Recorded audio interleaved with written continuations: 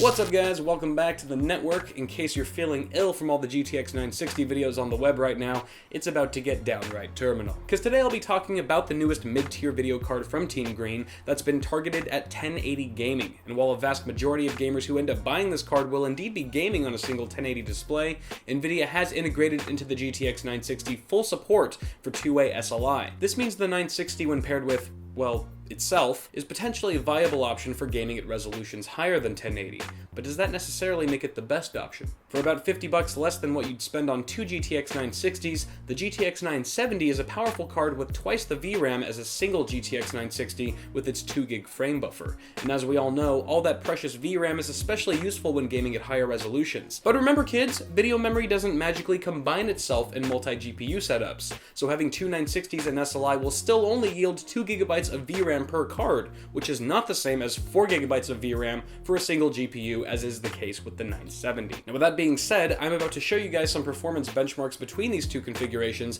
at both 1080 and 1440 to find out which gaming solution makes more sense.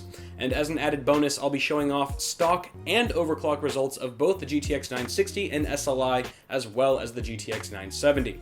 With a base boost clock of 1178 and 1316 MHz, I was able to take my 960s to 1471 MHz without ever touching the voltage. As for the GTX 970, which has a base clock of 1050 and a boost of 1178, I pushed it all the way to 1542 MHz while maintaining rock-solid stability.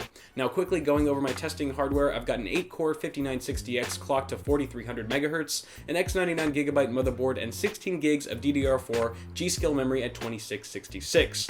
As far as the cards themselves go, I've got a GTX 960 from Zotac, which is the card I used for my single card benchmarks, as well as the primary GPU for my SLI testing. You can also expect a full review of this card coming soon.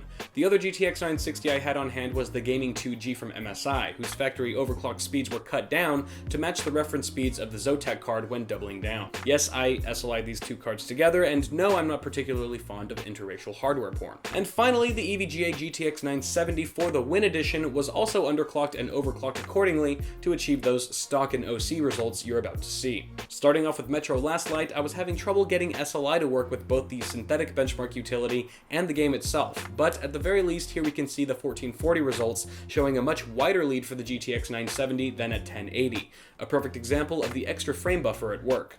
Battlefield 4 is where I introduced the GTX 960s and SLI, and here we see them beating out the single 970 at both resolutions, but this time at 1440 the cards are really neck and neck when overclocked, despite the 960's great scalability. Similar scores across the board for Bioshock Infinite with the GTX 960 Duo, beating out the 970 once again, though all the leads at 1440 so far have been pretty marginal, and whether or not the average user would even be able to notice a difference in gameplay between these two setups is, in my opinion, debatable. Certainly the strength of both of these cards was tested with Crysis 3, and while the overclocked GTX 960 saw an average FPS 6 frames higher than the 970, minimum frame rate still barely topped 30 FPS and was actually a bit lower than what the 970 was able to achieve. And finally, our results in Hitman Absolution show the GTX 970 ever so slightly trailing behind the 960s at 1440, but absolutely crushing them when it comes to minimum frame rates. It's quite possible that the GTX 970's 4 gigs of memory is doing a better job at processing all those various filters that were enabled in this test. So yes, the GTX 960s and SLI beat out the single 970 in all 5 of the tests that I ran. But considering the negligible performance gains at 1440, I personally don't think that the added heat, power consumption, and $50 or more premium of these two cards is worth the few extra frames you'll squeeze out of your games at resolutions above 1080. Especially since in my testing there was no game that the 970 couldn't handle that the SLI setup could. Now, it might be a different story if you've had a GTX 960 in your system for a while and are looking for a nice $200 upgrade, but this is a brand new card, so that would technically be impossible. So, should you pick up two 960s over a single 970? Impossibly.